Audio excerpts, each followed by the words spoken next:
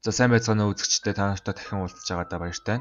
Өнөөдөр The Nightmare Before Christmas буюу зун сарын өмнөх хар тарсан зүуд хэмээх алдартай бүтээлийг тайлбарлаж хүргэх гэж байна. Уг бүтээл нь алдартай найруулагч Tim Burton-ы зохиол мөнч яг үүндээ Coraline-ыг найруулсан Henry Selick гол найруулагчаар ажиллаж 1993 оны 10 сарын 29-нд 89.1 сая $80,000 олж 76 минут үргэлжлэх анимашн болсон.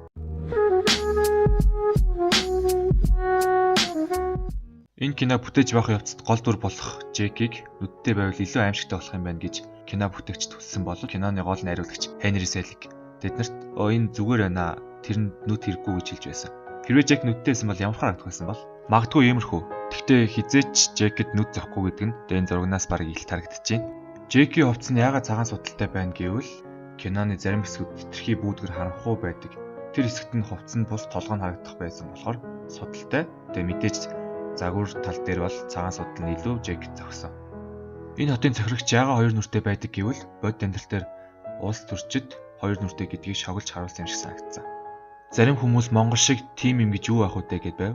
Дэлхийн улс орнуудын улс төрч болгон тодорхой хэмжээний хоёр нүртэй хүмүүс байдаг шүү. Өмнө Coraline дээр Joramт-ийн тухай ярьж байсан.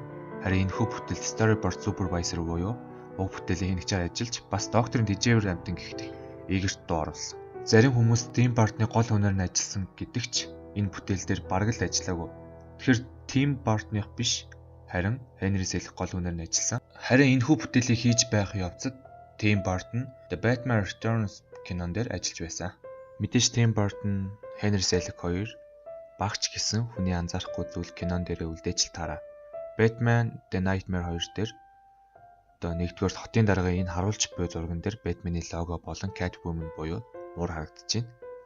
Хоёрдугаард энэ бүтээл дээр байгаа галуу нь бас л нөгөө Batman дээр эсрэг талын дүр пингвин галуутай гарч ирж байна. Энэ хоёр бүтээл дээр галуу хоёулаа муу зүйлс ашиглаж байна. Henry Selick, Tim Burton хоёр тухайн үед бараг л цуг гарч байсан хоёр бүтээлдээ баг зэрэг хүмүүсийн анзаараагүй зүйлүүд үлдээсэн. Джек өөрийнхөө толгойг бариад дуулж байгаа дүр зураг нь одоо Шекспирийн зохиолсон Hamlet эмнэлж жүжигийн Action 5 сценийн хэсгээр буушнаас гаргаж авсан хохмоо толгой барьдаг үзэгдэл харагдаж байна. Джек дуун дээрээ Шекспирийн талаар хэлдэг. Take off my head to recite Shakespearean quotations.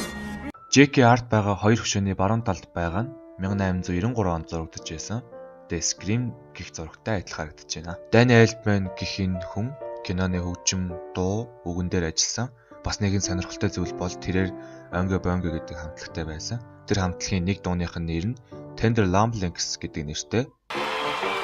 And so my tender lumblings, let my welcome hear you now. Энэ хоёр хүү Tender Lumbling хэмээн дуулж байна.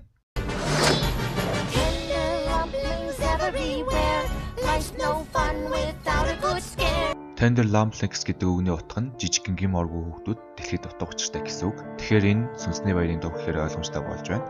Хүүхдүүд том хүнийг бодвол илүү их айцыг мэдэрдэг болохоор хүүхдүүд маш чухал гэсэн санааг илэрхийлж байна.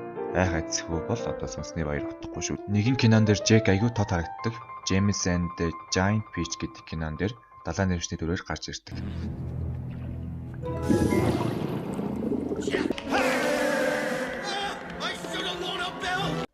Энэ хөгжмөн дотор байгаа толгой нь мэдээж энэ киноны дууг зохиосон Danny Elfman харагдаж байна. Энэ хоёр хүүхдийн унтлагын хувцас дээр Mickey Mouse болон Donald Duck харагдаж байна. За энэ хүү бичлэг та бүхэн таалагдсан гэж найдаж байна. Дараагийн бичлэг хүртэл түр баяртай үзэгчдээ.